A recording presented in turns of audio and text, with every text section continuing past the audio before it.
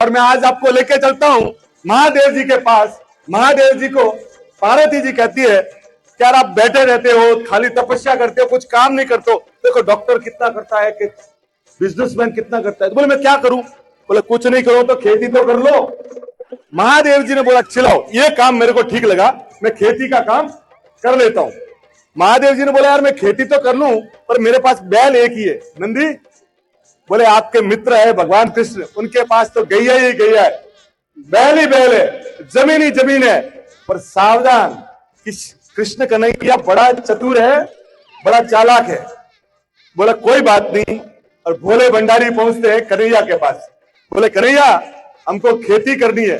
बोले भैया कर लो आप। बोले बैल? बोले एक क्या 10 बैल लो ना। बोले खेती के लिए जमीन? बोले पूरी जमीन पड़ी है।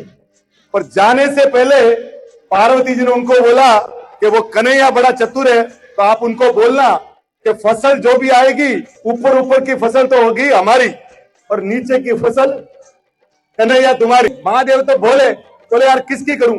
बोले आलू की कर लो। आलू क्या क्या? आलू की खेती। अब आलू की खेती आपको मालूम है जमीन के। अब भोले भंडारी ने साल भर मेहनत की, बन गया। बोले ऊपर की आप ले जाओ, और नीचे की पूरे ही कन्हैया ले गया। और वो लेके नंदी के से पार्वती जी के पास पहुंचे। पार्वती जी ने बोला क्या हुआ? बोले देखो लेके आया हूं। लेके आए। बोले आलू कहाँ है? बोले आलू तो कन्हैया ने ले लिए। तो मैंने आपको बोला था ना। बोले मैं करूं क्या? तो बोले इस बार ऐसा बोलना, वो नीचे की तो रहेगी हमारी और ऊपर की रहेगी। तो बोले एक काम करो, बाजरा लगा दो कि ऊपर का ऊपर तो कन्हैया ले गया और नीचे के जो सरकंडे थे वो महादेव के हाथ में आए। और वो जैसे ही नंदी के ऊपर रखा, नंदी जी ने बोला आप क्यों करते हो मेहनत प्रभु? बोले नहीं नहीं नहीं, अपने जाते हैं। गए पार्वती जी के पास। बोले क्या लेके आए? बोले बाजरा। देखा। बोले प्रभु यहाँ तो बाजरा है ही नहीं, ये तो सरकंडे है। बोले आपने क्या बोला? आपने बोला था कि ऊपर की जितनी भी है वो कन्हैया को दे देना, नीचे अपनी ले लेना। अरे बोले भोले भंडारी तुमको अभी मैं क्या बताऊं। पर पहुंचे कन्हैया के पास। बोले कन्हैया इस बार शर्त में और चेंज है। बोले क्या चेंज है?